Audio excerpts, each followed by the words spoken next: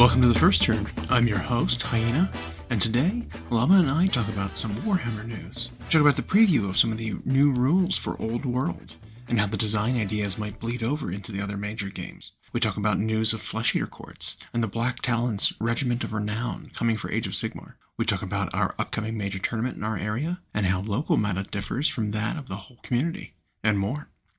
If you like what you hear, give us a like, a thumbs up, follow, or subscribe, or leave us a comment.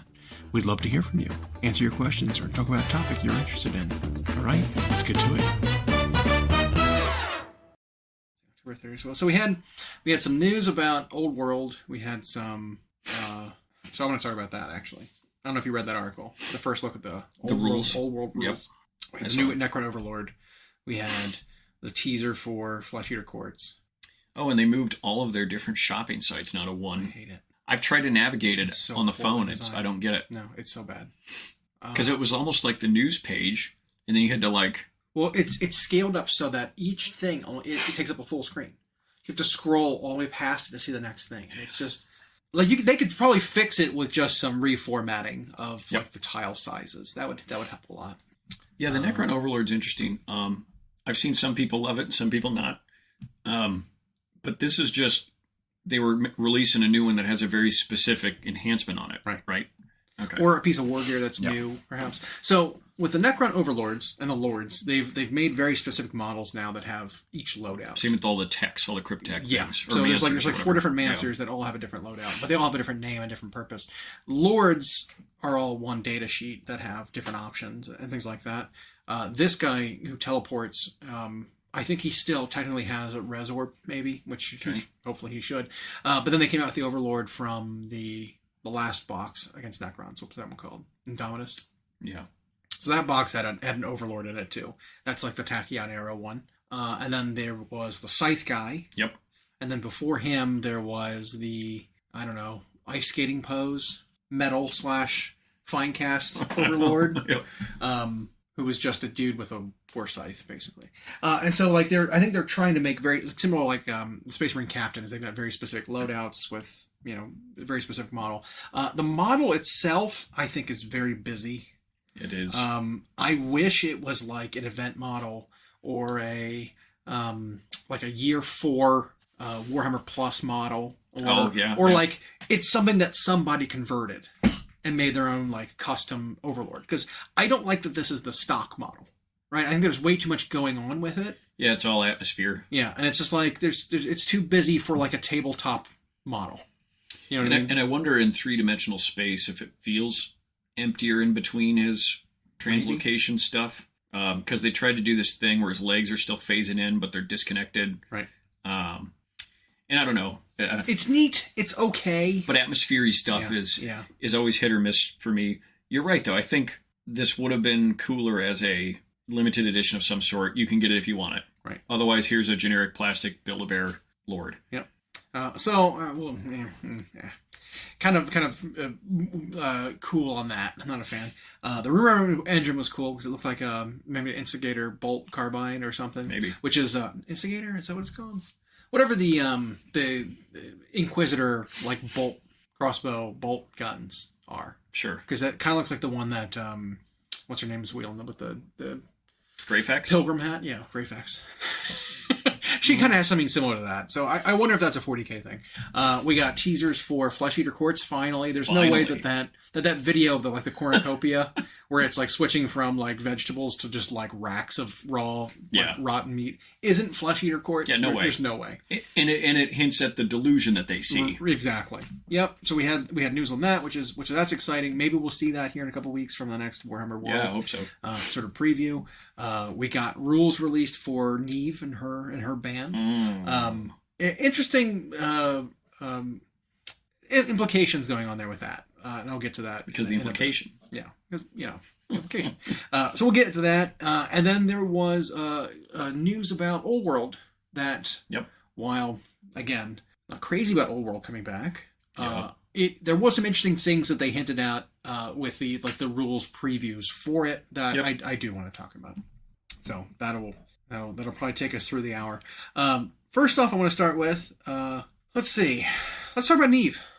Let's start right there, right? So, really cool, very characterful, unique unit coming out. It's going to be part of the Stormcast Eternals army. Yep. There will be a Regiment of Renown for it that allows you to bring them in non-Stormcast armies in lieu of any kind of allies. Which is that's kind of how they're doing it now. Is instead of having this like ally points limit, which is still there, there's a lot of things that are able to be included in the armies now that do very specific things. They're very specific loadouts of units, and still has to be order though, right? It was still to be order. Yeah. Yep. Okay. And then then it fills out your ally slots regardless of how many points it costs, and then it's part of your army. So if you're a Stormcast army, you can just bring it, right? That's just part of your army. Yep. The group is tied to one of the Storm Hosts, which I believe it's a Hammers of Sigmar unit, which that's how they're painted, so that makes sense. Why not? Her stats on her data sheet, or battle scroll, are war scroll. There you go. Are very, very good. Yeah. I think she's insane. This unit for 340 points is 20 wounds. Because it's 2 characters and then the unit of 3, which are 3 wounds apiece. It's 20 wounds for 340. Which, when you think of something like a Bastion Carthalos or a Yndrasta, who are all up in that 300-point range, they're 8 wounds. Yeah. So it's that's a hefty unit. They bodyguard for her or the other character. She's got a really safe mechanic for going out and fighting, where you can keep her bodyguard unit back and in safety. She can run out, go and fight something. As long as she kills something, she can teleport back to safety with them. So there's no, there can be situations where there's no danger of her being hurt, which I think is super cool. What I'm not sure about is if they're going to be like just start removing her old war scroll. Because they showed an old versus new in terms of like her stat profile, but this is a unique unit called the Black Talons. Yep. She had her own model by itself for a while, just called Neve Black Talon. Are they going to get rid of that, and then that's going to be retired, and then that model is now just a Knight Zephyros? Oh, it might be. Just the generic ones. I think they're still going to sell it, but she just isn't Neve anymore. So, I don't know. It's very interesting. Or is it like, can I play Neve, or can I play this other one? Can I play them both? Because there's nothing that says I can't.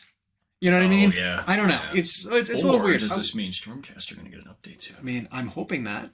I'm hoping the 4th edition isn't right around the corner after Flesh Eater Courts get something. That'd be awful. Right? There are rumors that Stormcast are getting an update in the new starter box. Whenever 4th comes out, they will be in it. There have been characters in the story from that 1st edition box who have gone on to do stuff, and maybe they'll get a resculpt. We're talking about Vandus Hammerhand as a main character, maybe getting some kind of glow up. Maybe he'll be upgraded from a Dracoth to a dragon, riding on something like that. That'd be neat. Possibly against Skaven. Possibly against Skaven, which I'd be all aboard. You'd be buying like those boxes just for you. Yep. Yeah, I'd have to. Yep. And then maybe Liberator type unit getting upgraded to Thunderstrike armor, updates aesthetic. That would be kind of neat. So we'll see. But one of the other implications for the Stormcast unit we were talking about is that Lorelei, who is like the Idoneth hero in there, still has the Idoneth keywords. Yep. So if you take that unit as like a Regiment of Renown for an actual Idoneth army, I'm wondering if that model gains the benefits of the Idoneth keywords. I think she would.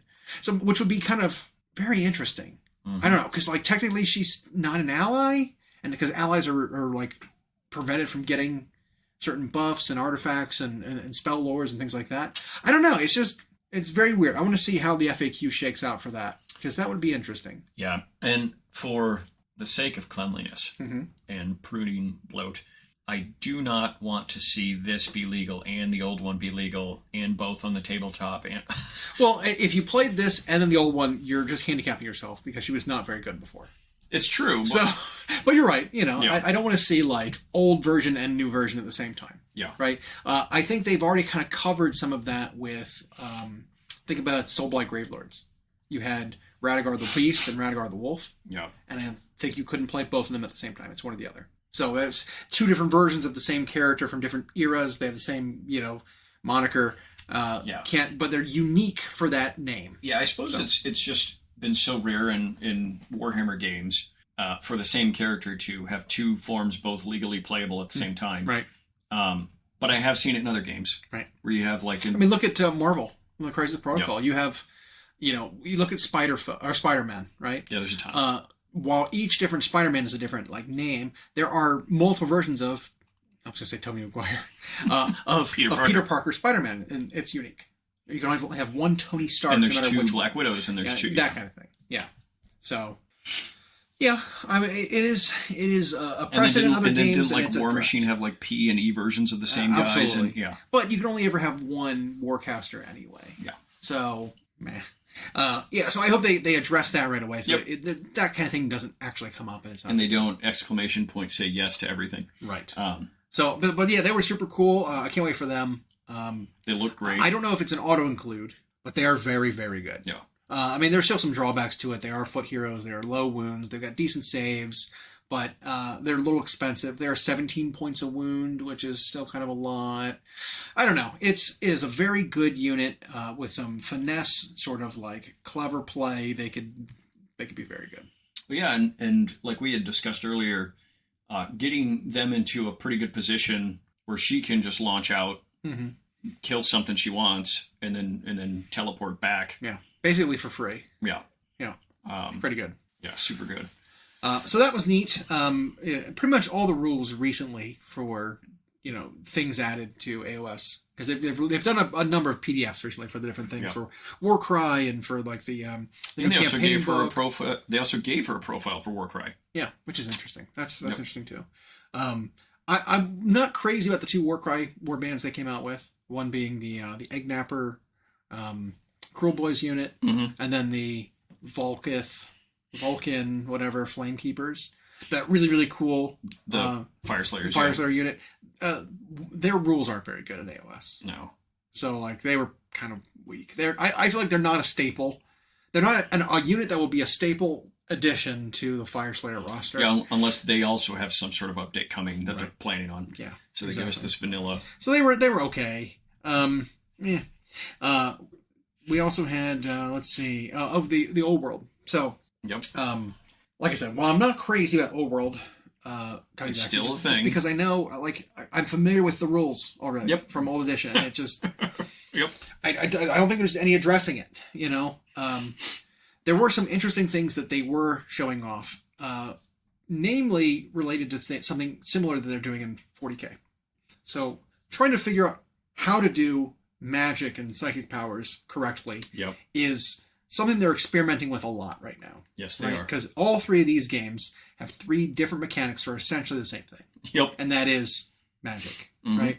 So AoS has a mechanic where you know certain spells, wizards can cast a certain number of them, you cast them at the start of your turn, your command phase. Everything happens then, and then you move on and there's no more magic once you've resolved. 40K has gotten rid of the phase altogether. Yep. And said, now psychic abilities are active all the time. Yep. They're either auras, they are buffs for a unit they're part of, they're a shooting attack, they're a melee attack, or something like that. There's no more casting of those abilities anymore, which I didn't think I would dislike when they first said it, but I do dislike it. Because they're not psychic powers anymore. They're just abilities now. Yeah. Well, they have They have a keyword that they don't play enough with. Right. They don't have that word psychic mean anything, and there's not much that defends specially against it. Right. So I'm not crazy about that mechanic. But in Old World, they are talking about you activate and try to cast your psychic and your magic spell when it becomes relevant.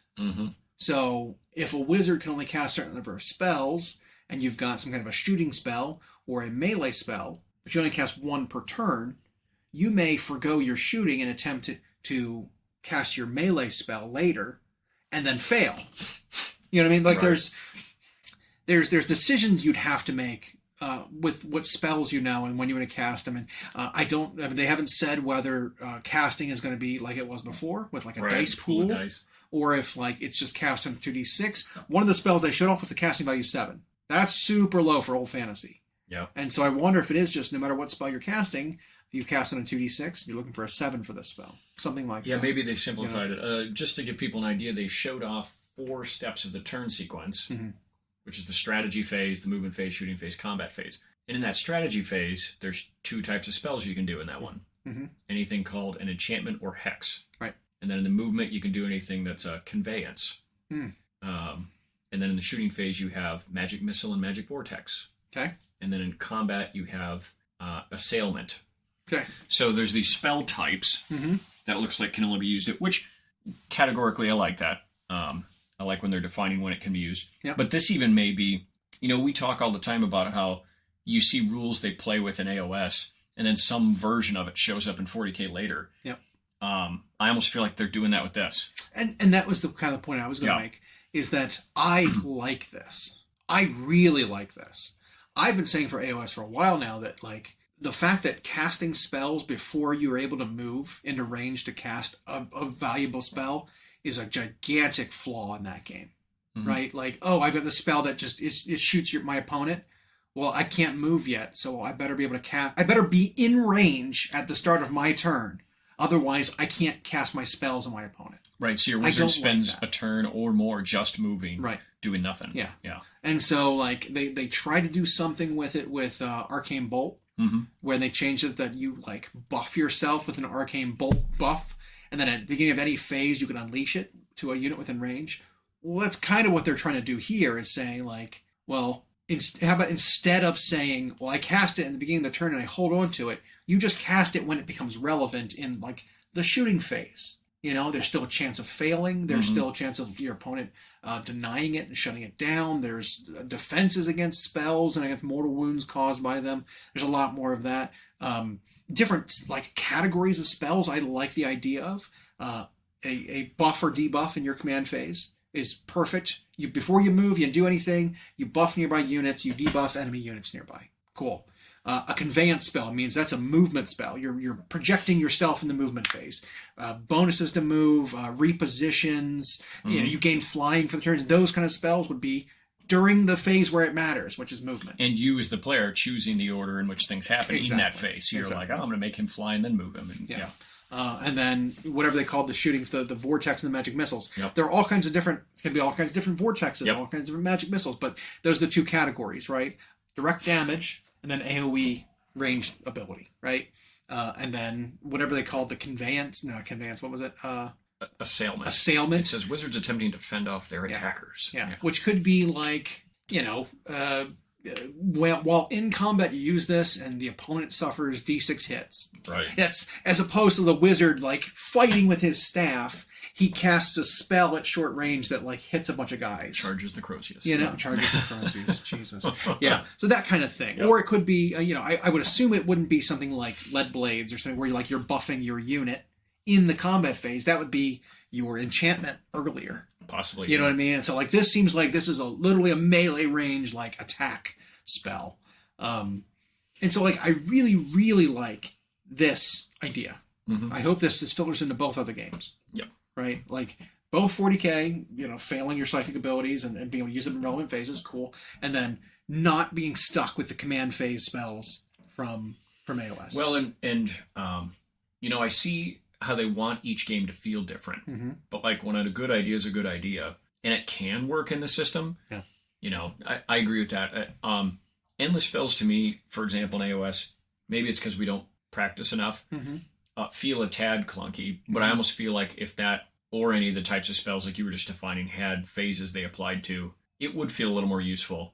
And in your list building, it'd be different. Yeah, absolutely. Because now you just have to take the things that you can maximize impact on at the beginning of every turn. Yeah. Well, like, and I can think of a ton of examples of just things that just don't make sense or don't feel right. Ogres, right? Firebelly has always been just a kind of a useless dude for a long time. They've kind of fixed him. He's actually pretty relevant. I like the Firebelly now in Ogres, but before he had this short-range spell, Fiery Cascade or Fire Cloak or something, that required you to already be in combat. Yeah. In your hero phase to cast this ability that's only got like 3-inch range. And what does it do? It's like +1 to your save. So you go from a 5 to a 4. And then, like, on a 4, deal D3 mortal wounds to the opponent. Which, it's like, for that much risk, getting so little out of it is just awful design. And there's something a little silly that it's like, well, I'm going to improve my save by 1 while I'm already in combat, which means he already had to fight and or eat damage last turn. Hey, he might have had his +1 save from that source or a different one before he went in. Maybe. Who knows? But you're right. Like maintaining the spell and casting again and then, doing that. It's just, it's rough. I also wouldn't mind maybe talking about maintaining something like that too. It's once you get your spell off, maybe you get to have a bonus to keep it active, or you get to keep it active for free to maintain the spell. You give up your cast entirely just to think about and concentrate on a spell and keep it up. I think that would be a neat mechanic. So you're not like worrying about, well, I had it this turn, but then I cast again, I failed it this turn, now I lost it. Maybe there'll be more of a magic battle kind of thing where you could like dispel your opponent's active abilities on your turn instead of casting. Because they already have that sort of mechanic, right? They've already got, shutting down endless spells by sacrificing your spell casts to cast its cast value, and then you dispel it. Why not do it for buffs and debuffs and stuff like that too? It can make the magic in that game way more interesting by having it be more interactable. Yeah.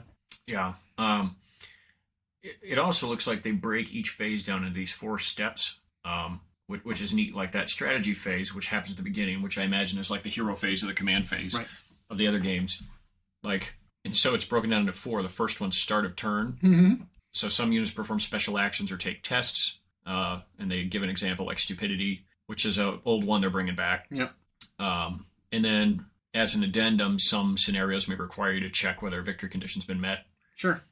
Then there's the command subphase or command step. The second subphase called command. Okay.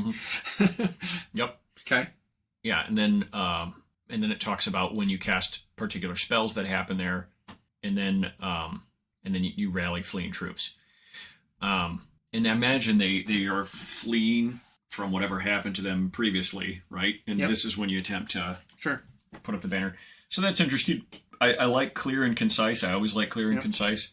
I like less paragraphs describing fluffy things and more of just like the rule telling you what it does. Because you shouldn't need the fluff bit to explain what it is. Yep. And this whole article's kind of doing that, but then when it gives you an example of like a rule, I like this. And we got that a little bit from 40K, where it was like, for new stratagems, it was like, when? What does it do? Who's the target? Yeah. What does it do? Yeah. And that's perfect. I like seeing more of that. And so that bodes well. I like this setup so far for Old World. Again, I don't know if I'll play any of it, but the success of it possibly means more success for all the other games too. Yep. And I'm sure there will be down the road some cool models they make that we want. Why not? Yep. Yeah. So I think that's very hopeful that they're looking at that kind of design stuff. Makes me think that maybe they'll incorporate that into other ones, because they did borrow something from AoS for this though. They showed that there are battle rounds and turns within. Do you think they'll do roll to see who gets the top? No, I don't. I even think maybe they'll get rid of that in AoS at some point, just because. Well, it's unique. It hasn't Well, I feel like it. No one's been excited about it. What does it add to the game? Right? Like that's my question: is what does it actually add to the game, except for frustration for some people? Yep. Right? Because if it's like most games, when you roll off, you end up going alternating anyway. Yep. Why even give the opportunity to seize that initiative and switch when all it adds is frustration to people?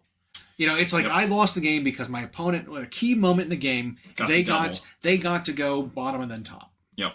I feel like it even holds a lot of people back from embracing the game who used to play it and got like a bad taste in their mouth from the game back when before there were rules, before before it was serious. Because that getting that double like that, when you got and everyone aimed for bottom of 1, top of 2. Mm-hmm. That was what you wanted.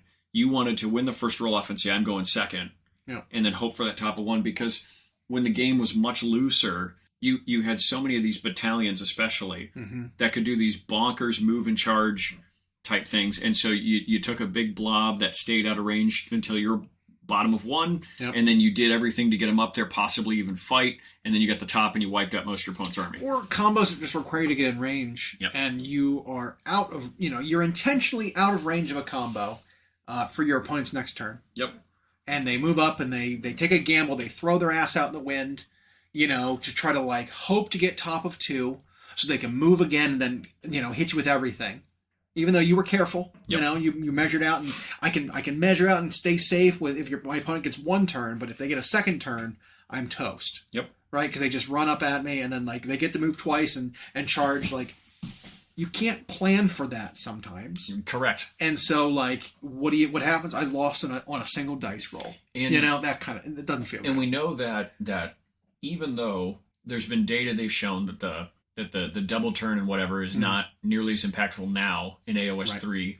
That just almost never is the determining factor if someone wins. Because they, like 40K, they made scoring more important. And Well, they also give you benefits to, going second in a turn. Right. So if you do get topped after the opponent went, you have like more resources to work with.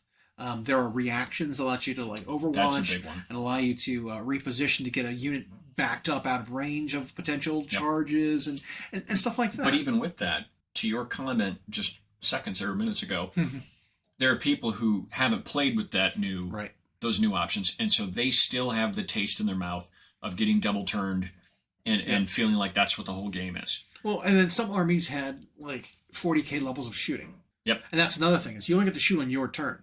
Yeah. Right? If it's just like, oh, well, my opponent charged me on their turn, but it's still alternating combat, so like I still get to interact with my opponent. When it's an army that shoots, and they move up and they shoot you in 1 turn, and then they get to go again and shoot you again. Yeah.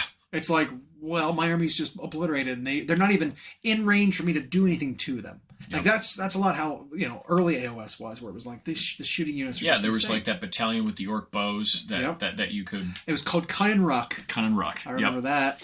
And you could get like 180 shots, and then you'd go again and do it again. Yeah. Yeah. It was absurd.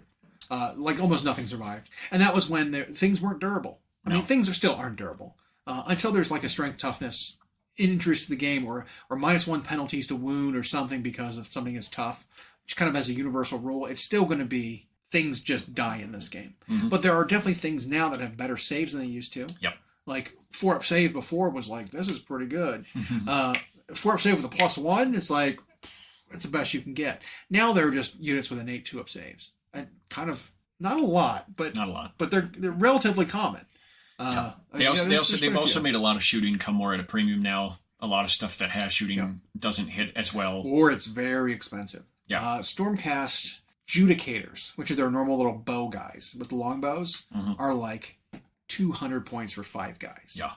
They got extra shots. They have 2 shots apiece now instead of just 1, which is cool. But they gave them a chance to do mortal wounds when they shoot. Okay, but that's a lot of points for 5 guys, and that's the trade-off, right? Yep. It's only 10 wounds and a 4-up save, but you get 10 shots, chances of mortal wounds from 24 or 30 inches out. Like it's an effective shooting unit, but it comes at a premium. Yeah, and even one of the most effective shooting armies in 3, which is like the all Alopex shooty shark one. Which is hilarious to me. That's one of the best shooting armies is sharks. Yeah. Cracks me up. Freaking laser beams. Yeah, and but it has its limitations. We're seeing it's not sweeping tournaments really. I think it's helped position IDNF better, but like I think it's probably gimmicky and people have figured out how to outscore it or something. Yeah. And so, yeah, overall though, you could be right in that the initiative at the top of each battle round, it might go away. Because you're right, I don't think it's adding anything to the game except the memory that people have of when it was ultra frustrating. Or it goes away in match play. Something like that, where like this battle pack does not use the initiative mechanic. In some degree, this is why they took Seize Initiative away from 40K, which was there forever, but all it did was lead to frustration because it's like, well, I won the roll, so I'm going to deploy this way against this type of opponent. And then your assuming that I'm going first, yep, and then your opponent just gets to go, and you're just out there ready to try to be aggressive, and your opponent hits that 1 in 6 every time. For some reason. In a tournament, always. Yeah, every single time in a tournament. And then you are out of position because you were assuming you were going to go first. Yep. And you misplayed essentially before the game even started. In a game that was alpha among all alphas, you just got smoked. Yeah.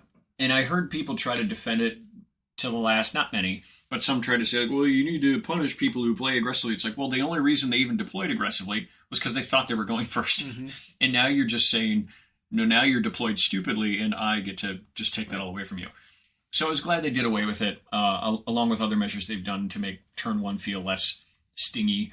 Now it's a mechanic where you still roll to see who goes first in the first turn, but you only roll once. Yep. You roll to see who's attacker defender. That matters for some things. And then once you both are done deploying, you just roll off. Yep. Right, which is similar to there's a much better chance of you not going in the top of one when you do it that way. And so it doesn't even give you, if you deploy like you're assuming you're going to go first, at this point, then you are kind of stupid. Yep. Right? Because it's like, well, there's a 50-50, you just don't. Correct. So if you deploy like that, assuming you're going to go, you were taking a huge gamble. And mistakes in 40K in particular are punished. Yeah. So, I think it's led to people deploying most often, assuming they're not going first. Right. And some might say that's like a conservative way of setting up, but I think it's smart. I think it makes you think about the player place terrain situation. Yeah, which a lot of tournaments and events are adopting that. It's not in any kind of official GW packet. Even standardized terrain isn't in a GW packet, but most tournament organizers now have a terrain set, which is like a large ruin, a medium, a small ruin, a line of sight blocking crate of some kind, and then one forest. And the way that they're running it now is there's a sort of a chess match before the game starts of place your terrain on your half of the board to most benefit your own army. Yeah. Like that's the idea. Is that there's you can't claim that terrain negatively impacted your army on your half of the board because you get to set it up.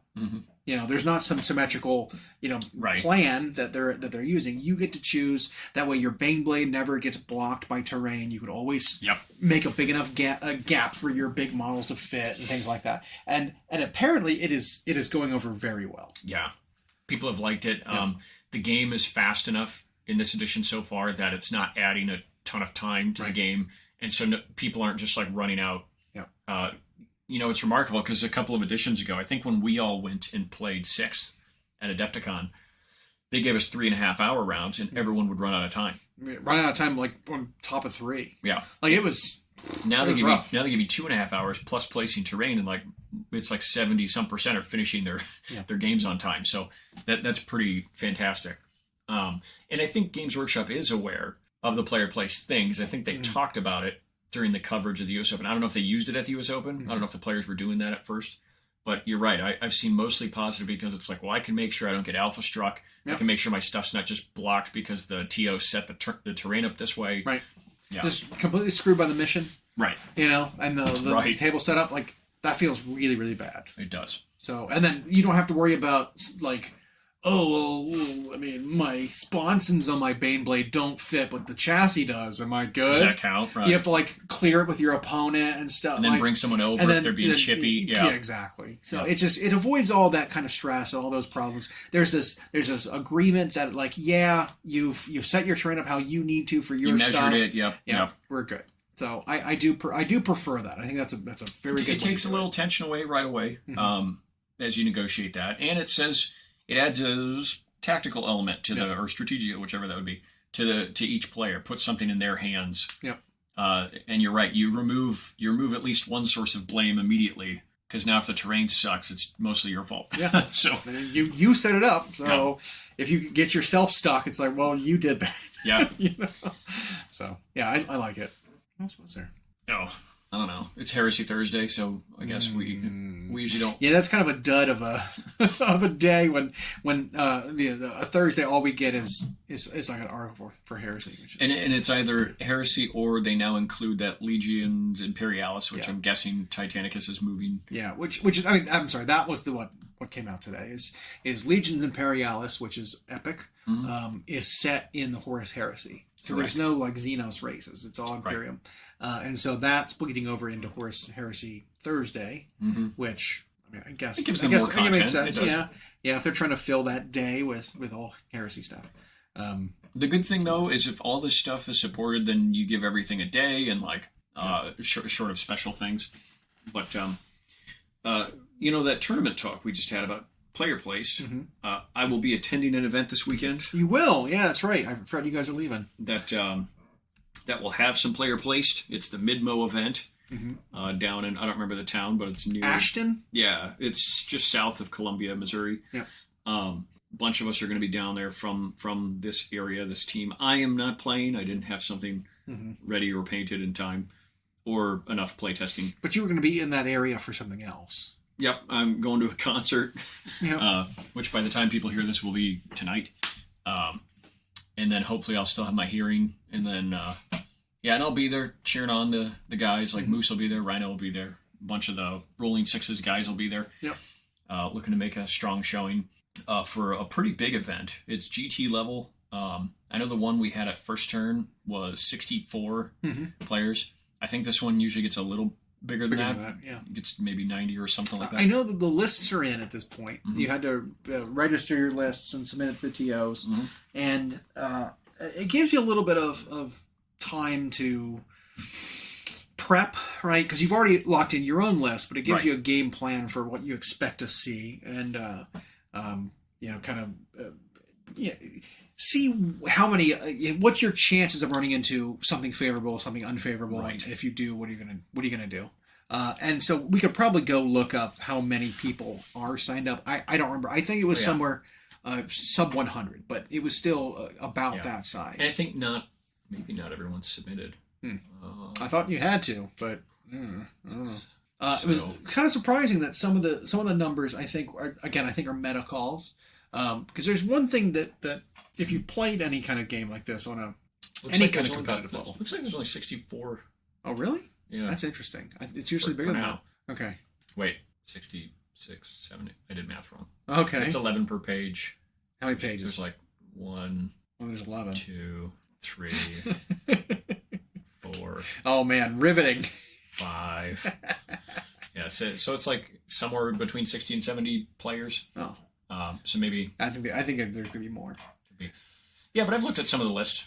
Like every now and then I resubscribe to BCP to look. I don't keep it all the time, but there are some interesting numbers. I'll call it that because right now in the 40K meta, there are some armies that are people can't help themselves but classify armies into tiers. Yep. Right? People love them. They always do. Some tier lists. I don't like tier lists personally because I think lists themselves can be different tiers, but armies are not.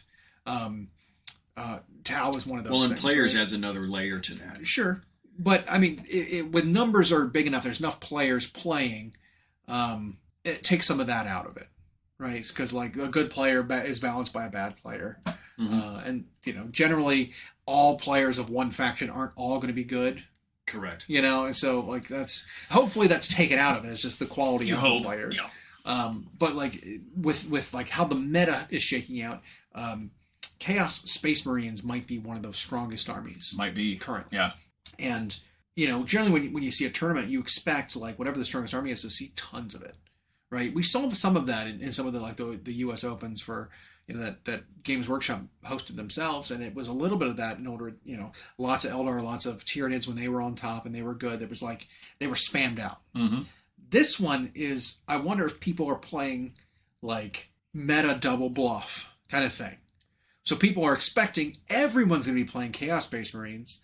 I'm going to build a list that's anti-Chaos Space Marines. Right. But everyone did it. And so there are no Chaos Space Marine players. It's a little weird. Yeah. Because it's like, of the number, like we expected, maybe 20% of the field to be Chaos Space. There's like, well, and there's a 5. There's a historical precedent for that in the sense that, like you just said, 40K especially can't help themselves. The player base can't help themselves, and whatever is hot, everyone gets on it, and everyone gets on it or gets anti-it. Right. And we didn't see that because even just looking cursory through, finding the words like Chaos Space, although there's some people who just have the word faction for their, but and you have some that are labeled Iron Warriors specifically, but Chaos on its own, even if I lumped in demons, there's less than 10 of them. Yeah. Like, but it looked like there was a pretty good spread of a lot of stuff. But I wonder if it's because of that, though. You're right. Like, it's like, I don't want to play the mirror match. I know people are going to bring lists that are going to be countering me. I'm going to... And I've been playing this that's done sneaky well against it. So, yeah. And so I think they a lot of people psych themselves out and then don't play it. And so we have this weird, just super off-meta entire tournament. You know, that's like, these results are so bizarre because there was no one playing the best factions. And and there's like tons of Tyranids I saw. There's like 0 Eldar. Yeah. Which is another one that's like, people have been practicing against Eldar, so I'm not going to play Eldar, even though they are stupid good. I mean, Space Marines just came out. And I think there's 5 Tyranids. Meta chaser wise, a lot of times they go for the newest thing. Yep. Right? Like whatever the newest best thing is. Do I think Space Marines is the best? It's the newest. But do I think it's best? I don't think so. No. Space Marines still have stats that don't allow them to be the best. Right? There are some things that are good. Yep. But there's some things in every single army that are still good. Correct. That kind of carry the faction. Like we were saying, crisis suits in Tal are sick unit. Are absurd. They carry the whole faction. If they didn't have crisis suits, I mean, well, that's not fair to say because it's like, well, if this faction didn't have their best unit, they wouldn't be any good. You can say that about everybody, pretty much, you know, except maybe Eldar. Right. But like, it is the entire army. Nothing even comes close to being as efficient as they are. They put enormous points investments, the highest end players, into maximizing 1 or 2 or even full units. Yeah, right. With commanders and going all out because it is very efficient. Yeah. But it's the same thing can be said for like Eldar. You take Fire Prisms out, it's like, oh shit, that nerfs them a lot. Yeah, because that's some of their best thing. But Space Marines has a few units that are kind of doing that. One of them is the Redemptor Dreadnought. Yeah. He's having his day. Having that -1 damage is huge, and especially in like the Iron Hands detachment, where the heavy one is. Gaining some reliability through rerolls, getting some stratagems allows you to, improve armor save and reduce AP of weapons coming in. There are some. They can also zero out damage once. You can zero it out with your Tech Priest. Mm-hmm. Is what they're called? Tech Priests in that army. Iron Fathers, whatever. Tech Marines. Yeah. With those, like, being able to like just negate damage from big shots, have really, really good saves against high AP weapons, have damage reduction against chip damage. Like there's all kinds of like synergies for big like tough dreadnoughts, and that one is the candidate for being like the best. Yep. Because it can do a little bit of everything, and it's impossible to kill. Yeah. It's like it's pretty crazy when you do the math. So hard to kill, and it can fight, and it can shoot. Yeah. Like. It's pretty ridiculous. And so the list that one of our buddies is running is like a 7 or 8 dreadnought list. 3 Redemptors, 2 Brutalis, 1 Ballistaris, and then 2 Invictor Warsuits. Yeah. Which are essentially light. Right. Ish. Dreadnoughts. Light dreadnoughts. So there's like it's like an 8 dreadnought list, plus some scouts and some inquisitorial henchmen for objective holding because they're cheap. And there are a lot of wounds for some reason. Yep. Like a 40-point unit is like 10 wounds. Because they're 2 wounds per model, kind of thing. Like it's absurd. And so so like it's a kind of a meta-call list. It's kind of off, from what people are expecting to bring with Space Marines. There was a Flamer heavy list that we were talking about that just based on kind of the Salamander-y detachment. Yeah, and it just doesn't kind of doesn't cut it against some of the other best lists. Like it doesn't cut it versus Eldar. It doesn't cut it versus Chaos Space Marines apparently. But it might randomly be good if you run into a lot of Orcs and Tyranids. Absolutely. And in looking at just what's there, which everybody who's going to be in the tournament can see what's there, so it's no surprise. It's interesting that dreadnought list like that could have a great day or a terrible day based on the fact that everyone else spooked themselves out of playing Eldar or Chaos. And that's what I'm saying. So like this, a metal list where you're expecting to see very specific things. And then you don't because they didn't show up. And then you have these awkward matchups you didn't test. Yeah, we're here these weird lists with these weird matchups that are are like designed to build to fight certain things, and then neither of them are fighting the optimal target that they built against. Now they have to fight each other, and they're not great against one another. Like, yeah, it's gonna be super weird and results. We'll see if this was a good call. Obviously, I have a bias towards Tyranids. Mm-hmm. I noticed of the 5 lists that were there, although the ones that are just called faction, I didn't check those. They're running the Norn Assimilator instead of the Psychic Emissary. I still think he's too expensive because he doesn't have an invuln, and he's just a melee beast, and the harpoon shot. But he randomly could be a good call if what he sees is a bunch of monsters and dreadnoughts. Right. Because he does, like, whereas the Psychic one, the Emissary, does generally good damage with its shooting. Yeah. Not that great against big, heavy targets. Right. Whereas the Assimilator averages like 11 or something damage with just one of its melee rounds. So, like, that guy could randomly be a really good call, and it may turn out that Tyranids lean towards that guy or the bubblegum monster or something that can punch a heavy dreadnought. So, yeah, it's interesting. Some people might have accidentally stumbled into the counter to the counter. Yeah, because it's like, well, there's the meta, and then there's the meta counter, and then there's a meta counter. Yeah. There's a meta counter. Like, it's just this game of, like, who went enough layers deep to choose the correct thing to face, or do you go full circle and you go back to meta again? That's what I was going to say. It's like, what do someone you sneaks in with just a generic Eldar list that does randomly really good. Yeah. Where it's like, I'm playing a thing that's good against Dreadnoughts, because I expect Dreadnoughts to be there to fight against Chaos, and then Chaos is like, well, I'm good against you. Yeah. So it becomes this sort of like rock, paper, scissors thing. Yeah. And then, but rock is a little bit favored because it's the best Rock symbol. is always the best. Yep. So it's like, it's just, I don't know. It's very strange. But it could prove that just the percentages alone, because those can be affected by a lot of things. Right. It could prove the current meta-analysis correct if this is showing that there's just a lot of variety and people are forced to adjust all the time and not just default what's the best play that.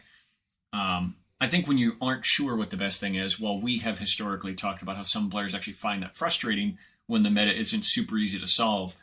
I, generally speaking, think that's great for the game when you can't just figure it out. And there's a lot of stuff that's good. Well, I also fully expect to hear back from some of the folks that we know who are going to play that, like, well, this was bullshit because I wasn't prepared for this. I wasn't ready for this. I wasn't expecting to fight this army. I was expecting to fight these ones. So my list wasn't good. I fully expect to hear that as like a report back. But I feel like sometimes that most of that report gets left out, and they just do this thing I went against was bullshit. Right. Of course. They leave out that it was, you didn't prepare against that thing, so you didn't know what to do. You didn't think you were going to fight that, and so you didn't prepare. You went up against it and got surprised. Yeah.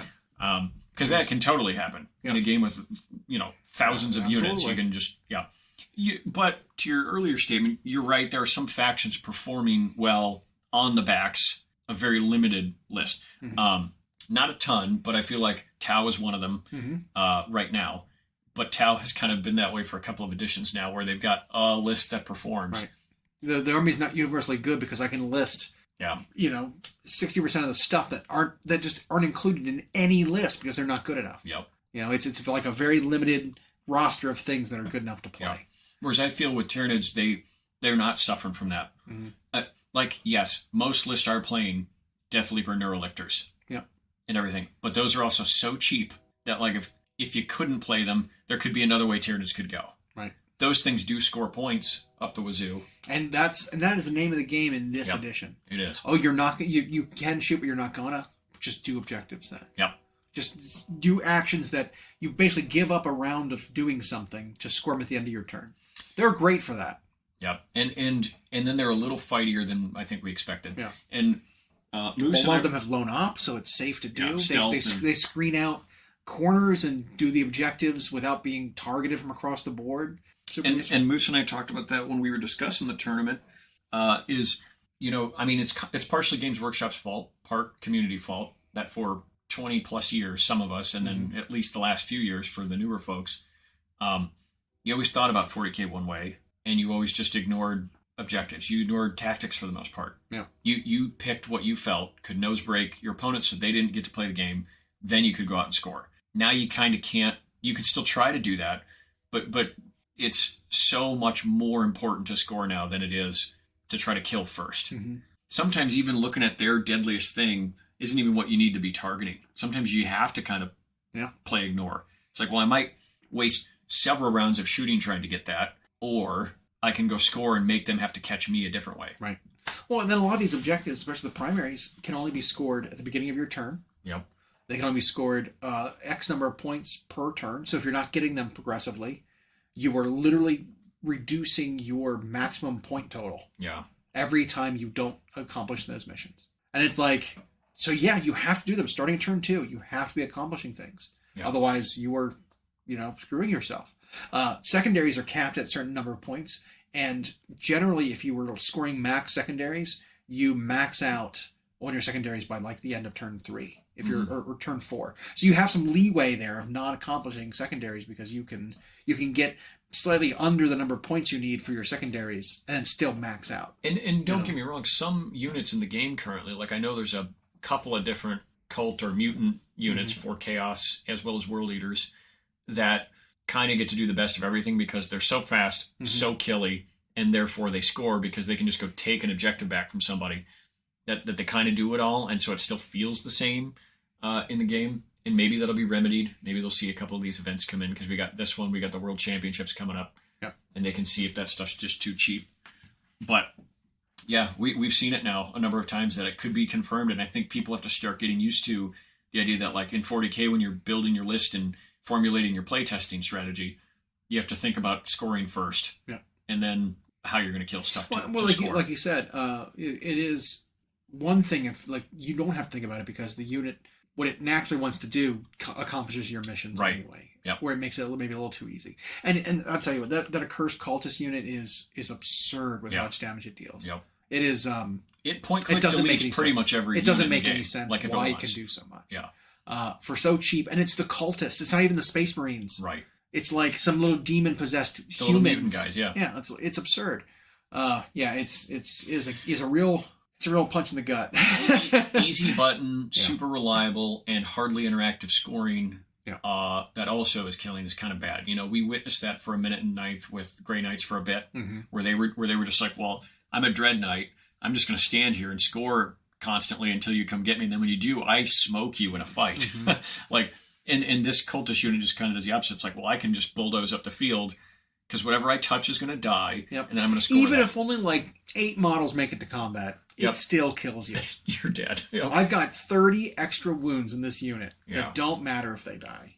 It's just like, man, that doesn't feel good. That did not feel good at all. But we'll see if that's a major player or if the people who metaed the meta and countered the meta end up blocking them or what. There's also one other big thing I'd like to see change with 40K, and it's actually core rule stuff. Because we were kind of talking about wishing about things that would change. A couple of them. One, I don't like that Space Marines and their detachments can be used by divergent chapters. That was one thing that was like, that was a huge mistake that they allowed Space Wolves and Dark Angels to use the new Space Marine books detachments. Because then it's like, well, why would I play anything? Why would I just play normal Space Marines for Oath of the moment? Because no one likes Oath anymore. And I think they still get Oath, even. I think Dark Angels still get Oath, plus they get their like roster included, plus the Space Marine roster, and then they use the Space Marine detachments. And it just ends up being this thing where it's like... Well, it was the same thing with like Space Wolves, where it was like, well, the White Scars-ish detachment has cool rules, but in Codex Space Marines, that means you literally only play Outriders and like an ATV.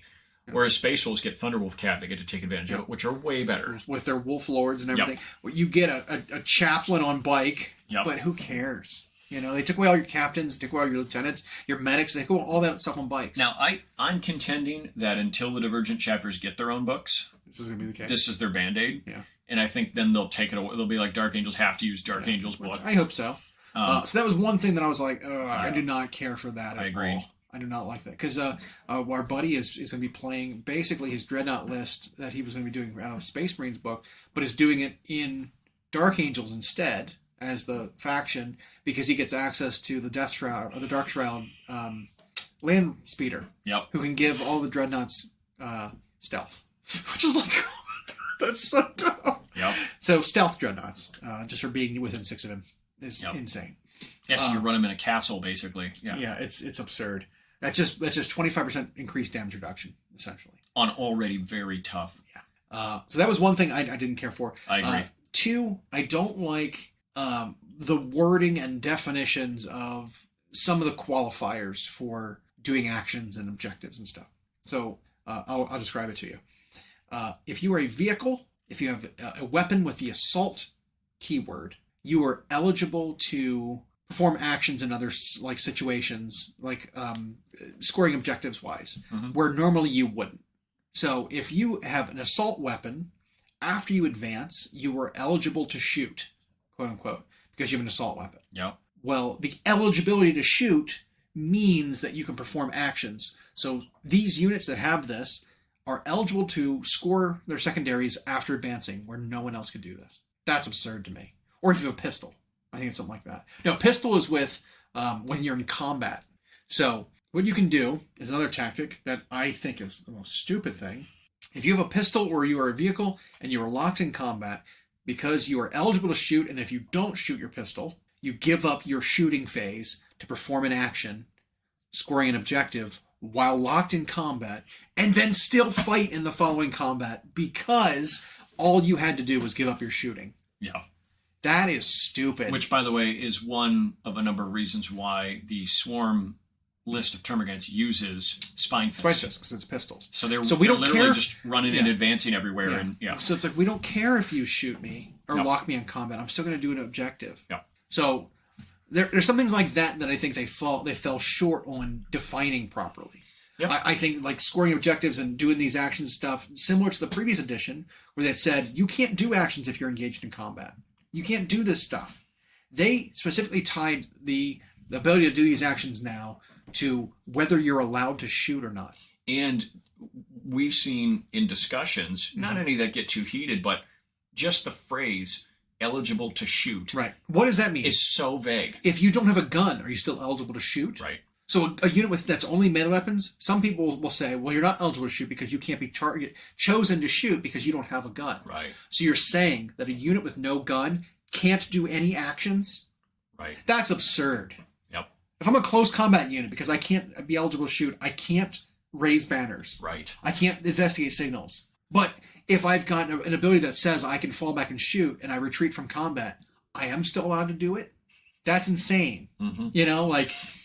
And it could have been, like, if they just would have done a permissive definition for performing actions, it would have cleaned up, because now they're in a situation where they have to decide all the can and can'ts instead of just saying, here's what can do it and when you can do it.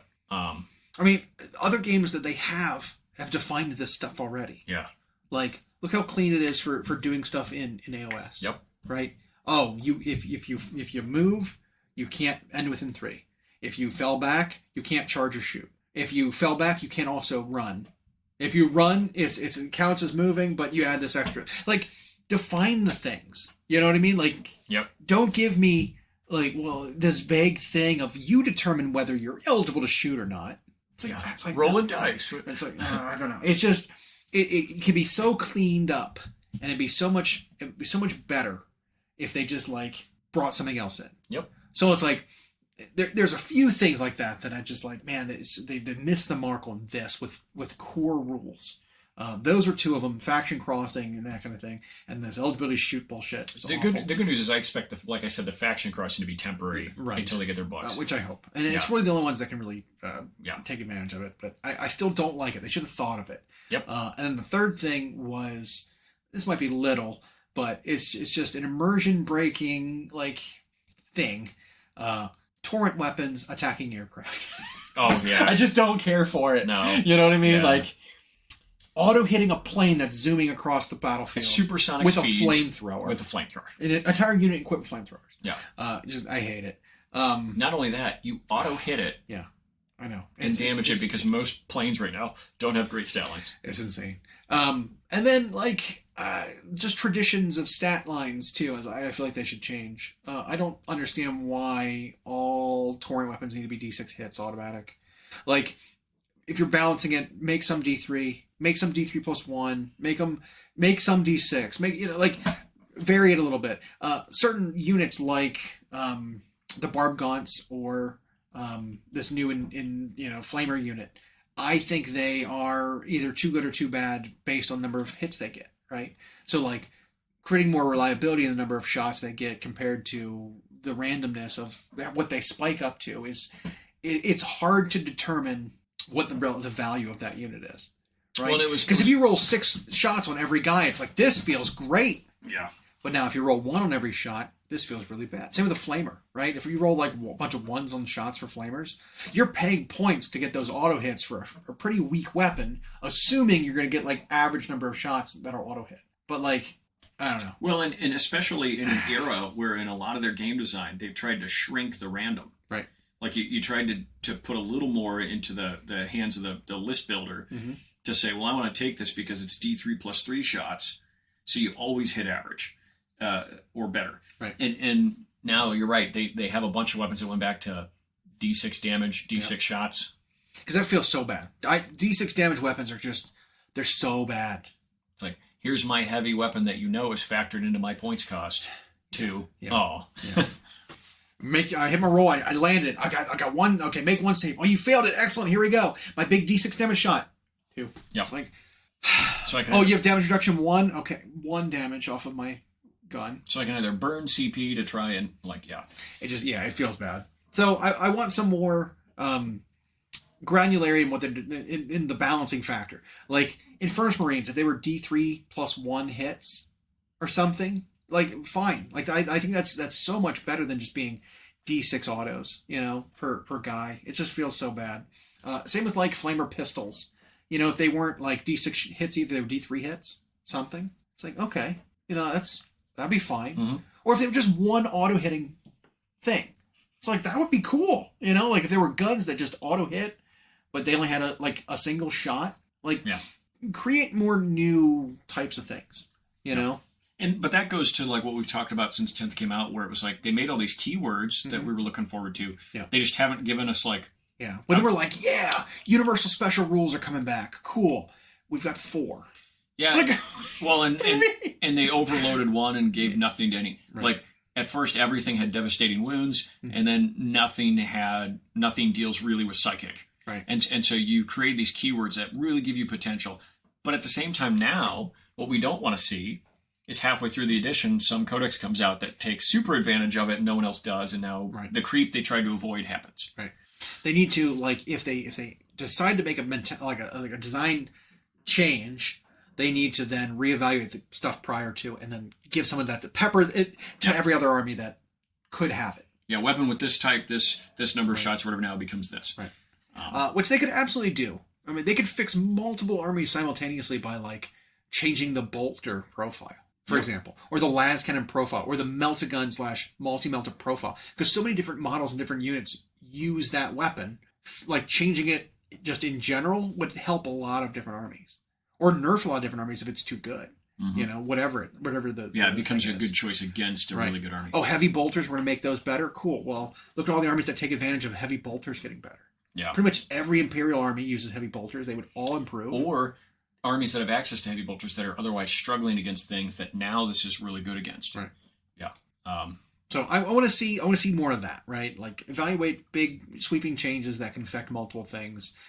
Maybe make some of those instead of just like tweaking some points here and there, because like if we see Space Marines go down by 1 or 2 points for every single Space Marine infantry model again, I'm going to lose it. Because like, how many Space Marines do I need to include in my army if I'm going to play infantry Marines? It's so many. It's a horde army. Like people say that, most Space Marine armies, because Space Marine stats are not good enough. In order to play Army Man, Space Marine army, you need just like hundreds of them. Because that's somebody fit in a 2,000 point list. It's crazy. Or they end up just playing all the not Marines. Yeah. They end up playing all the look at a lot of ones. It's all dreadnoughts and vehicles. Yep. No one's playing infantry vehicles. Anymore. Yeah. So and then list building I think is another place where we're going to change. I know we're going a little long here, but the other thing is it's making some compulsory choices required. That's another thing I'd like to see change, because opening it up to like play whatever you want, the detachments are not restrictive enough that you need to go and play battle line. Like you don't need to play in intercessors. And the only tricky part they had when that was the case before was when the battle line investment or battle line tax wasn't equal. Because you experienced that if you were like a Necron player. It was Absolutely. Like, well, the cheapest battle line plus HQ I can get is like 490 points. You need a character plus 3 battle line. Well, that's 140 points for 10 Necron warriors 3 times. Plus my cheapest character is 80 points. That's 500 points of my army is just compulsory. Whereas Astra Militarum was like, my colonel and 3 infantry units, that costs like 180 points total. And so then some armies get to really take advantage of their juicy goodness that the crispy brown side of the hash brown, and everybody else had to put had to just have a steaming pile of potatoes, right? Because they didn't drain them well enough. Now you got to wait for the water to no crisp. No. Can't crisp it on. Now you just turn them. You cook them so long they just turn into mash, gray mash, which is never great when you're having some Brenner. Speaking of though, I could eat. I'd go for some potatoes. Yeah.